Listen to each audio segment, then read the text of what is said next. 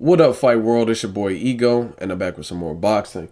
So I just rewatched Chris Arreola versus Bermane Stiverne Part 2. Good fucking fight. Thoroughly enjoyed myself. Kind of like a throwback heavyweight type of fight. Two guys, bad blood. It was a rematch. Let me first start off by saying some of you motherfuckers are funny. I do my predictions. I'm not perfect. I'm not Mr. Perfect. This ain't wrestling. And the minute I get one prediction wrong, some of these people, some of you guys come out the woodwork just to tell me that I got it wrong and I don't know shit about boxing. Even the Mayweather Maidana card. Out of all those fights, the Amir Khan versus Luis Collazo fight, I got that wrong. Everything else was spot on. Jay Leon Love won, Adrian Broner won, and Mayweather won. And then the one I get wrong, you guys bring it up. Same thing with this. Now, I didn't make a video because I didn't have time, but if you go to my Boxing Ego Instagram page, you will see I made my prediction for Stiverne and Arreola Part 2. Again, hell of a fight. Two tremendous warriors. It was a lot of sustained action. Good action. Really excites me for the heavyweight division. Let's talk about the fight. Chris Arreola looked good in the fight. He was bringing the fight to Bermane Stiverne. He looked good when he had Stiverne up against the ropes. And from what I seen from Stiverne, he had his hands by his waist. I told you he was slick. And he was looking to counter and basically capitalize and make Chris Arreola pay. Now, in round one, I gave it to Bermane Stiverne. And I believe all the other rounds minus the sixth round, which Stiverne stopped Chris Arreola, I gave to Chris Arreola. Now, again, it was a good fight. Some of the rounds were close, but I thought Arreola was cutting off the ring well. I thought he was landing some good combinations and even stunned, possibly hurt Stiverne, like especially in the second round. So it was just like a lot of good action. I seen Stiverne, what he was trying to do. Actually watched it with my pops. I seen he was setting up traps. He was setting up traps for Chris Arreola. And one thing that is underrated is he was going to the body. Stiverne was landing some thudding body shots, which is always good. And if you guys know a little bit of background, like I've done some interviewing. I've interviewed Chris Arreola's trainer, Henry Ramirez. Shout out to Henry Ramirez and his gym. And there's no secret, Chris Arreola has had issues in the past with weight gain. He's had issues. They say he drinks a lot and doesn't train hard. Because even when I interviewed Henry Ramirez, which is on my channel still, Henry was saying for his fight, I think it was with Seth Mitchell, that he had to take Chris Arreola away from home, away from the distractions, and they trained in Arizona and had a good camp. And then you've seen the results in the Seth Mitchell fight. So again, the only reason I bring up that is when you're getting hit by a heavyweight, let alone a strong heavyweight, and getting those body shots, I mean, they pay dividends later in the fight. But I still had Chris Arreola ahead on the scorecards going into round 6, and it was just a good fight.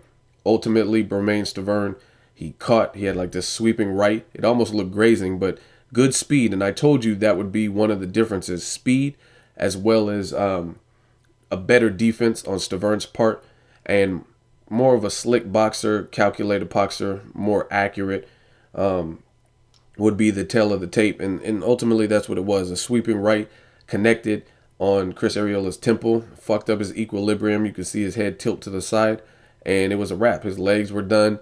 He looked dazed. He looked cloudy. He got back up. And it was weird because even Jack Reese, he let him up. And when he stood back up, you could tell his legs were gone. Like, you could have stopped it right then and there. But for the sake of the WBC, for the sake of Chris Arreola being a true warrior and having a tremendous chin, Jack Reese gave him one more opportunity to show something. And it was just too much.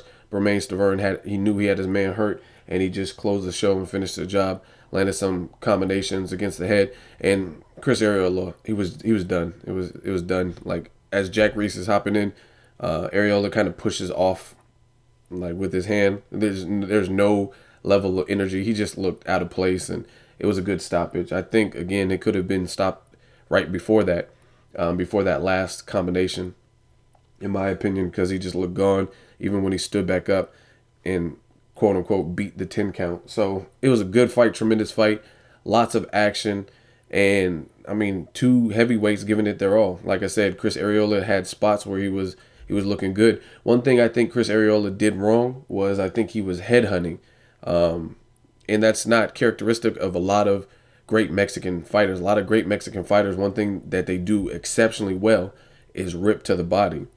And I'm not being like stereotyping that. It's just from the Mexican fighters I've seen, the Chavez Seniors, the Canelos, the Leo Santa Cruzes.